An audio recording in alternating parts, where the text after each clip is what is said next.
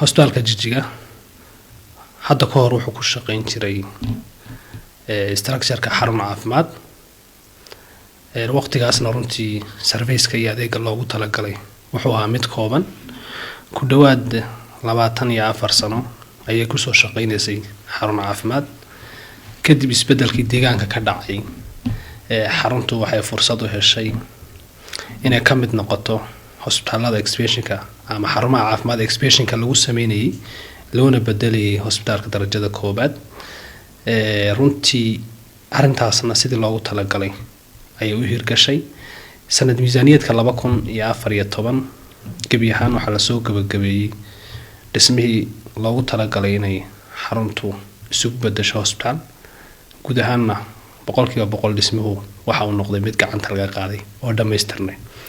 marka hadda anaga ka mas'uuliyiin xarun ahaan ama hospitaal ahaan qorshahayagu wuxuu ahaa sanad miisaaniyadka 2014 inaan daah furno ama la xarig jaro hospitaalka darajada koobaad ee Jigjiga sidoo kalena la sii tayayo adeegyadii hadda ka hor ay xaruntu bixinaysay marka laga reebo adeegga dhalmada guud ahaan adeegyada kale ee xaruntu hadda ka hor sii bixinaysay ama hospitaalku bixinaya waxay ahayd kuwa qaybta outpatient-iga laakiin sanad miisaaniyadkan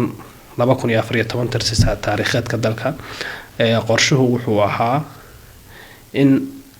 xaruntu bixiso adeegga hospitaalka runtiina wax walba sidii loogu talagalay ay u socdaan dhismihiisuna sidaad aragteen waa uu dhameystirmay loodka iyo booqashaduna runtii waa mid sii kordhaysa maalinba maalinta ka dambaysa waxaad ogtihiin in shacabka caasimadda iyo goobaha adeeg bixinta dawligu inuu farqi weyn u dhaxeeyo runtii haddaad aragtidna jaamka iyo culayska ka jira hospitaalada dawliga deegaanka ee caasimadda ku yaala iyo runtii kuwa private-ka ah waxay cadeynaysaa inay jirto baahida sektorka caafimaadka caasimaddu ay u qabto marka iyadoo taas laga duulayay ahayd wixii goobtan iyada ah oo hadda ka hor xarun caafimaad ahayd loogu bedelay hospitaalka darajada koobaad runtii hospitaalka guud ahaan waxaa la dhameystiray miisaaniyadkii iyo kharashaadkii ku hawlgal lahaa gabi ahaan hadday noqoto mushaharka shaqaalaha hadday noqoto duty-ga iyo waxyaabihii kale muhiimka ah oo dhan xukuumaddu way u dhameystirtay waqti xaadirkana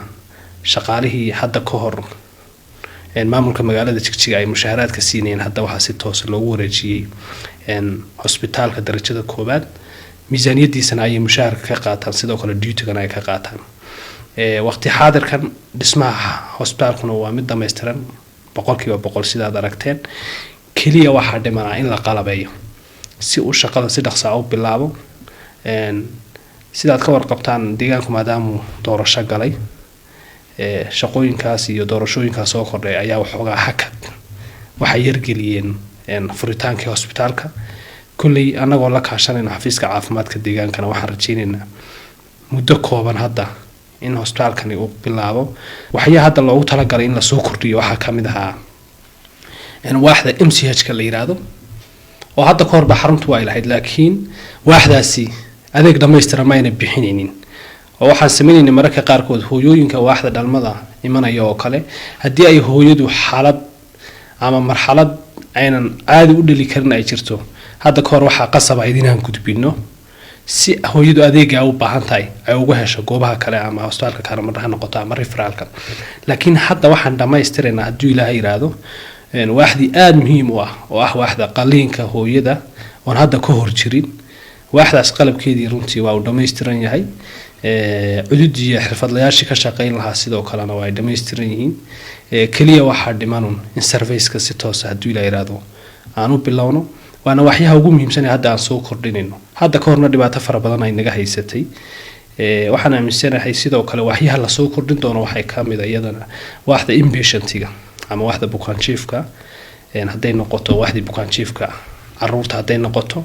waaxda bukaan jiifka degdega waaxda bukaan jiifka dadka waaweyn waaxda emergency-ga iyadana oo standard oo la balaarin doono iyada lafteedu si adeeg ay uga jawaabto hospitaalka darajada koobaad uu bixin karayo waaxda laftigeeda in dib u casriyin lagu sameeyo hadda emergency waa jira laakiin standardiga hadda uu ku bixinaya maaha mid shaqada iyo adeegan hosbitaalka darajada koobaad sii wadi kara sidoo kale waxyaha la soo kordhin doono waxa kamid ah hadii la yiraahdo waaxda daryeelka abaydinka ama ciyaalka aan shinkooda ku dhalan ama xaalada ay la soo daristo caafimaad runtii waxyaha soo dhani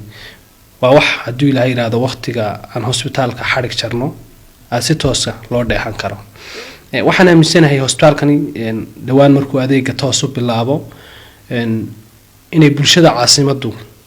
ay ku diirsan doonaan